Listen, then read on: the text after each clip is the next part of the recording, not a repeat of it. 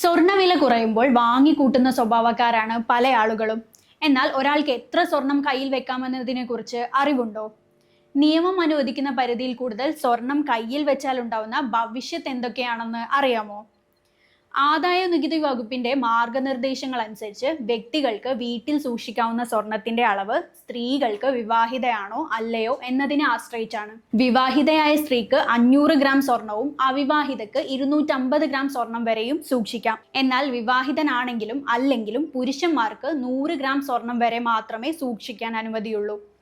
ഈ പരിധിക്ക് മുകളിൽ സ്വർണം സൂക്ഷിക്കുന്നവർ അതിന്റെ ഉറവിടം തെളിയിക്കുകയോ പാരമ്പര്യമായി ലഭിച്ചതാണെങ്കിൽ രേഖകൾ സമർപ്പിക്കുകയോ ചെയ്യണം. വരുമാനവുമായി ബന്ധപ്പെട്ട രേഖകളിലെ കണക്കുമായി യോജിക്കുന്നില്ലെങ്കിലും മേൽപ്പറഞ്ഞ പരിധികളിൽ കുറഞ്ഞ സ്വർണം ഒരാൾ കൈവശം വെച്ചതായി കണ്ടെത്തിയാൽ അത് പിടിച്ചെടുക്കാൻ ആദായ നികുതി വകുപ്പിന് സാധിക്കില്ല. അനധികൃത സ്വത്ത് സമ്പാദനം സംശയിക്കുന്ന സാഹചര്യങ്ങളിൽ വീടുകളിൽ റെയ്ഡ് നടത്താൻ ആദായ നികുതി വകുപ്പിന് അധികാരമുണ്ട്. സ്വർണം വാങ്ങിയതിന്റെ രേഖകളോ അല്ലെങ്കിൽ പാരമ്പര്യമായി ലഭിച്ച രേഖകളോ സൂക്ഷിച്ചില്ലെങ്കിൽ സ്വർണം കണ്ടുകെട്ടുകയോ നടപടികൾ സ്വീകരിക്കുകയോ ചെയ്യും.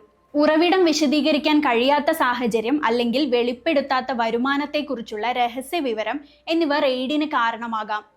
നിയമപരമായ പരിധിക്ക് മുകളിൽ സ്വർണം സൂക്ഷിക്കുന്നവർ അതിന്റെ ഉറവിടം തെളിയിക്കാൻ കഴിയുന്നില്ലെങ്കിൽ ആദായ നികുതി വകുപ്പിന്റെ നടപടികൾക്ക് വിധേയരാകാം. ഇത് ജപ്തി, പിഴ അല്ലെങ്കിൽ നിയമ നടപടിയിലേക്കോ നയിച്ചേക്കാം. എന്നാൽ കല്യാണത്തിനോ മറ്റോ സമ്മാനമായി ലഭിച്ച സ്വർണമാണെങ്കിലും വാങ്ങിയ ബില്ലോ ഉപഹാരം നൽകിയതിനുള്ള രേഖകളോ കൈമാറണം.